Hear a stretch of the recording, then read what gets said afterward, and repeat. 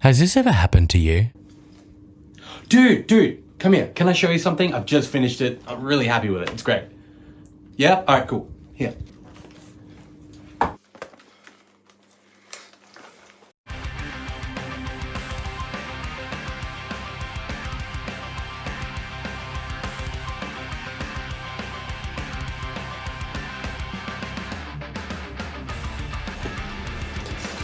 Well, did you see the Tate brothers got out of jail?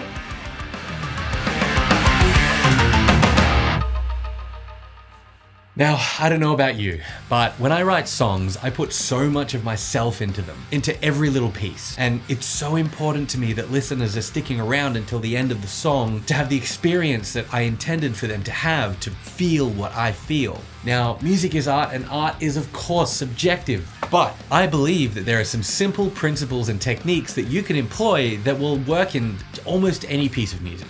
The one that I'm going to be focusing on today is this. Gradually and deliberately introducing new elements to the song as it progresses in order to build energy and excitement and keep the listener engaged. Think about the last time that you ate a bar of chocolate. The first bite is like a dopamine explosion in your brain, it's amazing. The second bite, it's pretty damn good. The third, not too bad, but by the fourth, it's really just become more of the same. It can be the same with music unless you take deliberate steps to counteract this effect.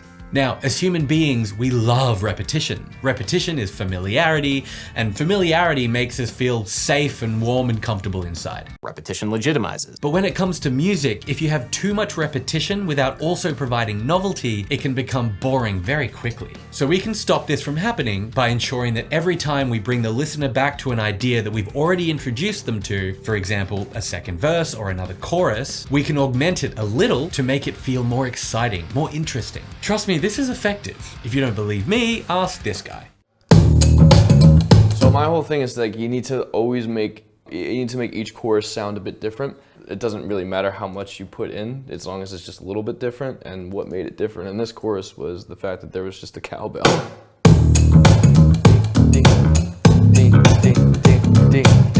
That's Charlie Puth, and the song that he's talking about, titled Attention, the last time I checked had 1.4 billion views on YouTube alone. In that video, he only mentions the chorus, but if you go and listen to the song, you'll notice that every section of the song does this. Every time he brings you back to an idea you've already heard, he's made it slightly more interesting, slightly richer. There's a greater sense of momentum, and this builds all the way through the song until right at the very end it drops away, and then he brings it all back at once with the final chorus. All of the elements are there, so you get the full impact of a really well-written pop chorus. Now, it's important to say that this won't make a bad song great, but what it can do is serve as that last 10%, that last bit of polish on the arrangement that can be the difference between moving somebody emotionally and getting skipped. So follow along, and I'm going to take you inside a session for a song that I produced for a client. This is a hard rock band called South of Sideways. The song is called Closer to Nowhere. If you like what you hear, I'll include their link below. Go and check it out. It's a great song. They're a great band, really nice guys, so you should check it out. So here we are in Pro Tools. Now, the first thing that I want to talk to you about today is the guitars. We're going to go to the first chorus. We haven't heard it before, obviously, and so the guitars don't really need to do anything in this case other than just show you the chord progression, right? In this song at least. So if we listen to the guitars on their own, they sound like this.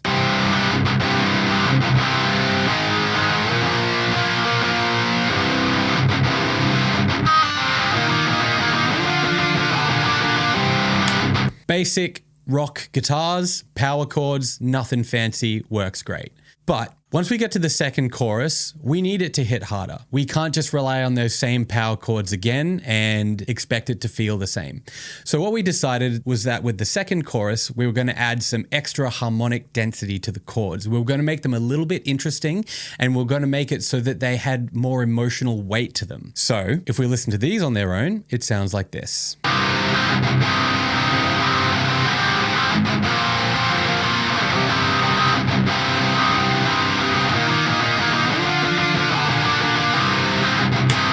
So just to compare the two again, we've got the first chorus, sounds like this.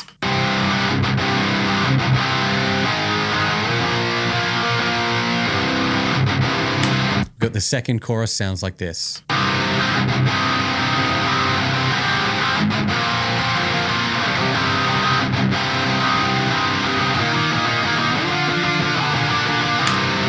So yeah, as we can see, we've just added a little bit more harmonic complexity. So instead of just straight power chords, we went from a minor to a -7 to a sus2. And that's just added that little bit of extra texture that really propels the second chorus into new heights. All right, so the second thing that I want to talk about is the vocals. As we can see here, we've got the main vocal at the top. This was sung by Sean. And we've got a secondary vocal here in the bridge sung by Matt, who's the drummer. Now, as you can see, the vocals gradually get more and more complex as we move through. We're adding more and more layers. So I'm just going to walk you through that a little bit. So in the first verse, we don't need anything other than just the basic vocal. Sounds like this on its own. I've been punching holes in the sky while I've been battered, broken, but trying. And that works great for the verse because again, these are all new ideas at this point. Everything is fresh. And then in the first chorus, you need to give it a little bit more energy. So what we've done is we've added doubles. We double track these, we pan them hard left and right, and it just adds a bit of extra width and depth to the sound. So this is without. I'm searching for something I won't find. And this is with. I'm searching for something I won't find. It's subtle and it's not that loud in the mix, but it does incredible things to the overall weight of the vocal. Now we move into the second verse. We've just come down out of this higher energy section, and so we can afford to bring it back to just the plain lead vocal on its own. But you can see halfway through the second verse here, we need to differentiate verse 2 from verse 1. So the second half is all harmonized, which sounds like this. I need to see it, but I can't help but cover my eyes, tiptoeing closer to nowhere. And then we move into the second chorus. So we've got our main line, we've got our doubles, but then we've also added a harmony, which sounds like this. I'm searching for something I won't find. Now we come into the last chorus, which is almost the same as chorus 2, but what we've done is we've just added in a second harmony. This is just that last piece of differentiation. So I'll show you these bits. My hands were tied, yet here I stand.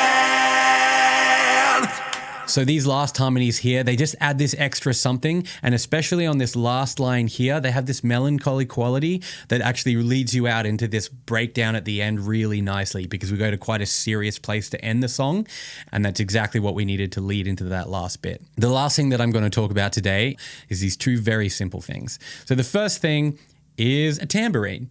Now, it almost sounds silly when you tell people about adding tambourines to songs, especially like rock and metal. It's like, people are like, what, a tambourine? But it has this incredible ability to just elevate the energy of whatever you put it in. So what I'll do is I'll play a few bars without the tambourine, and then I'll play it again with it, and you'll notice the difference. So here it is without.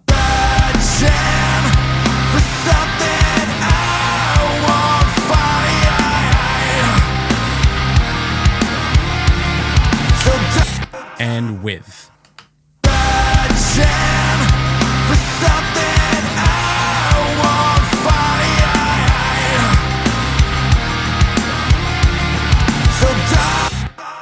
No idea why that works the way it does, but it works. Now, the final thing is this choir that we added here.